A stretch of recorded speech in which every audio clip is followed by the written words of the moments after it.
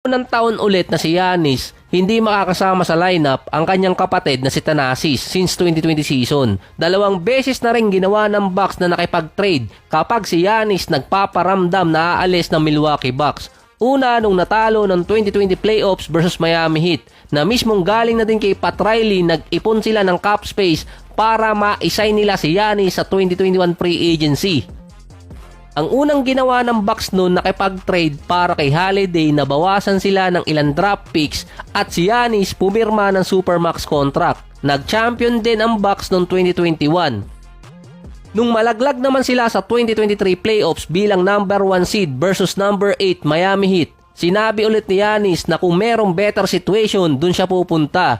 Gusto niya maging winner. Hindi importante sa kanya ang fame, contract, comfort zone at yung status. Dagdag pa ni Giannis, kailangan niyang manalo at maiintindihan nyo ng city ng Milwaukee. Ayaw na niyang marinig yung storya na na-down sila ng 0-2 sa finals bago nanalo ng 4 na sunod para mag-champion. So alam nang hindi loyal sa team ng Bucks si Giannis ngayon. Ang ginawa ng Bucks after ng statement ni Giannis na nakipag-trade sa Portland para makuha si Damian Lillard. Merong mga draft picks ang naipamigay pero kasama kasi sa trade na yon ang Suns. After din ng trade, pinapirma ng Bucks si Giannis ng contract extension 1 taong mas maaga. Dahil sa ginawa ng Bucks na every time na si Giannis magpaparamdam na aalis ng Milwaukee, nilagay lang nila lalo na pwedeng mag-request ng trade si Giannis. Dahil sa nakaraan 2 trade ni Holiday at ni Dame, nawala ng maraming first round picks ang Bucks. Magkakaroon lang sila ng first round pick sa 2028 kung hindi makikipag-swap ang Portland at yung 2031 kung merong pang mundo nun. Over the tax na ang Bucks. Hindi sila makakapag-sign basta-basta ng free agent na galing sa buyout. Ang chance lang din nila makakuha ng bigating free agent ay kung mabibitawan nila yung kontrata ni Brook Lopez na expiring contract na. Ang top 5 player din ng Milwaukee, 29 to 36 years old. Ang pinakabata pa doon si Tito Bobby. Walang high value player na maititrade ng Bucks both kay Middleton or kaya si Giannis or kaya mismong si Dame.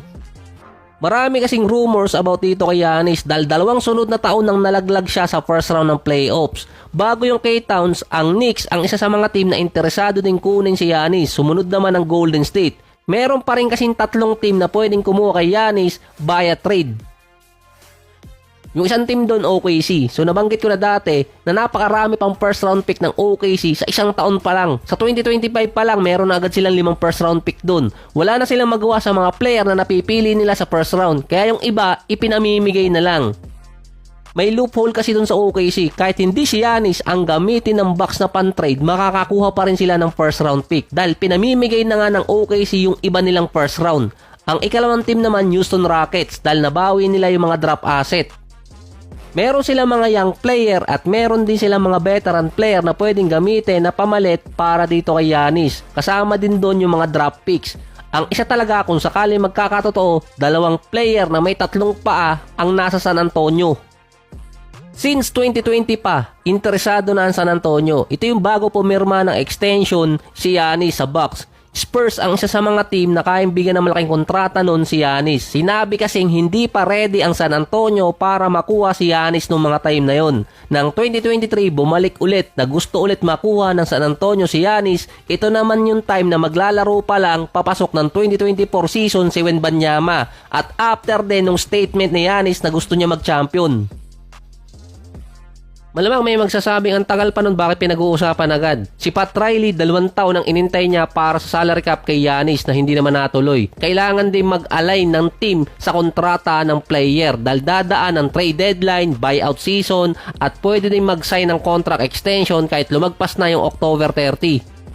Kapag nag-failed ulit ang Milwaukee Bucks sa 2025 playoffs, susubukan na ng San Antonio makipag-trade kay Giannis next offseason. Ready na ang San Antonio ngayon dahil meron na silang Victor Wembanyama at meron din silang ibang young player pa na pwedeng isama kay Giannis para maging contender. Ang San Antonio din may cap space para kay Giannis para saluhin yung malaking kontrata niya. Pero para ma-trade si Giannis, kailangan nila ng 1 or 2 teams pa para mabuo yung cap space papuntang Bucks.